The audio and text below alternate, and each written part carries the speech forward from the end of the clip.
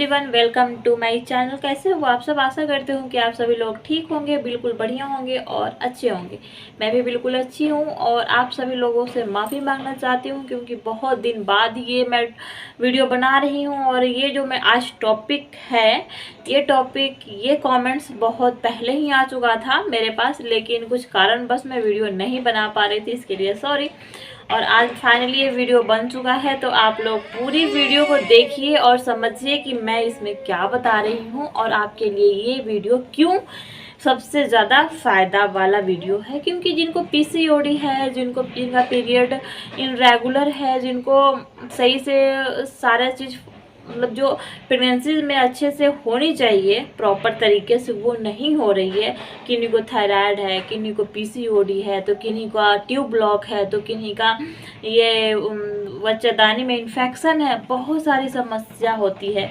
तब जाके अगर सब कुछ ओके रहता है तब जाके बेबी कंसीव होता है। तो ये नहीं कि आपका पीसीओडी ठीक हो गया है तो आपका बेबी कंसीव हो जाएगा। बहुत सारी चीज़ें देखनी पड़ती है हमको, बहुत सारी चीज़ें चेक करवाना पड़ता है, टेस्ट करवाना पड़ता है। सब कुछ ठीक रहता है तभी जाके बेबी कंसीव होता है।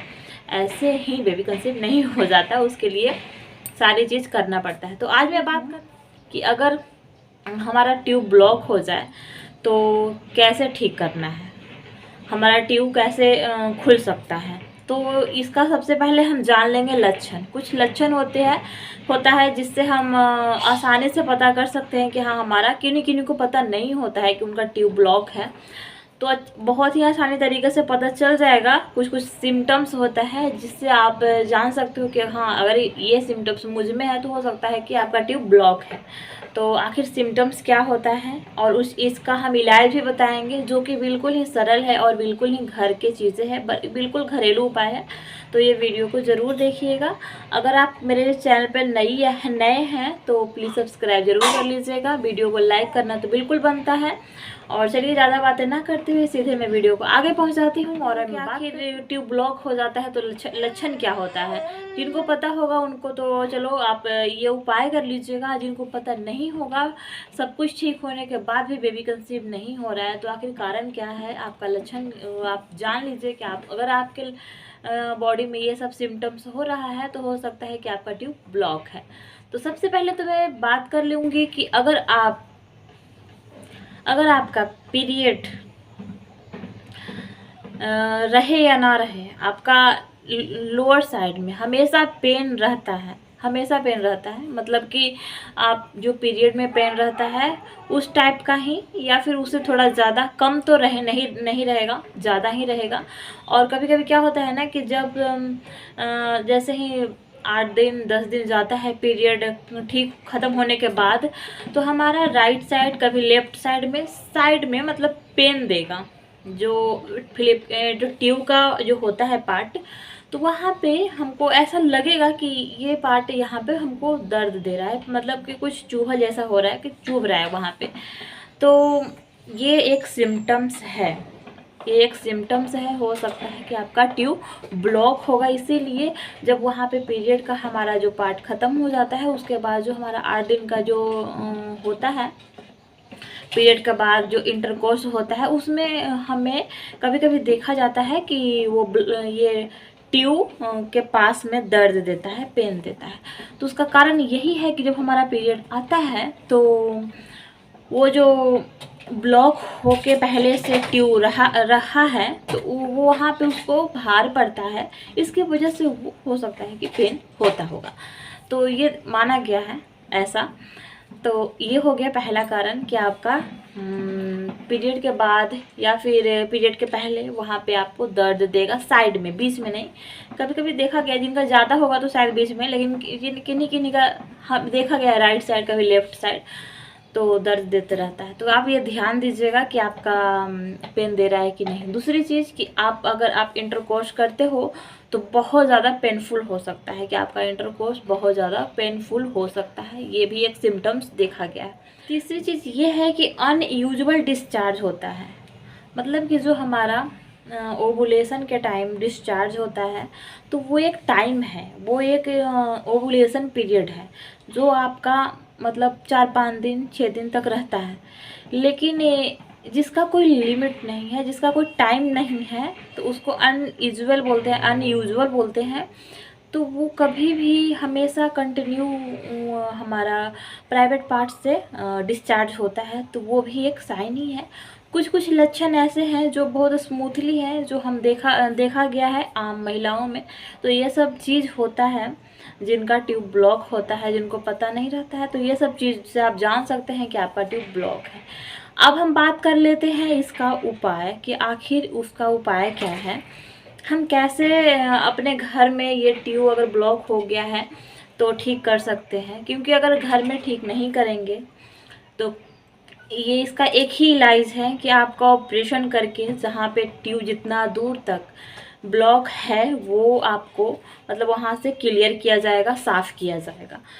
तो ये अब ऑपरेशन कोई मतलब खेल की चीज़ नहीं है कि आप ऐसे ही जाके करवा लो। बहुत कभी कभी सक्सेसफुल होता है, कभी कभी नहीं होता है, देखा गया है बहुत जगह पे, बहुत ऐसा माना गया है। तो अगर ये चीज़ आप घर पे ही हो जाए, 1 महीने नहीं, 2 महीने, 3 महीने में अगर ठीक हो जाए तो अच्छी बात है ना। लेकिन अगर आप कंटिन्यू इसको 1 महीने करोगे तो हम आशा करते हैं कि आपको, बहुत उम्मीद के साथ बोल रहे हैं कि आपको ये ठीक हो जाएगा। 100% बोल रही हूँ कि अगर आप बहुत ही शिद्दत से ये सब चीज़ें करते हो, ये नहीं कि स्किप कर करके, तो हो सकता है कि आपको थोड़ा टाइम लगेगा। लेकिन आप बहुत ही शिद्दत से कर रहे हो कि हाँ हमको इस महीने में ठीक कर देना है, हमको ये चीज़ करना है तो करना है, हमारा लाइफ का एक पार्ट है, हमको ऐसे करना है, हमको ये चीज़ यूज करना है, तो आपका 1 महीने में मैं दावा करती हूँ कि आपका ये ब्लॉक ट्यूब ठीक हो जाएगा।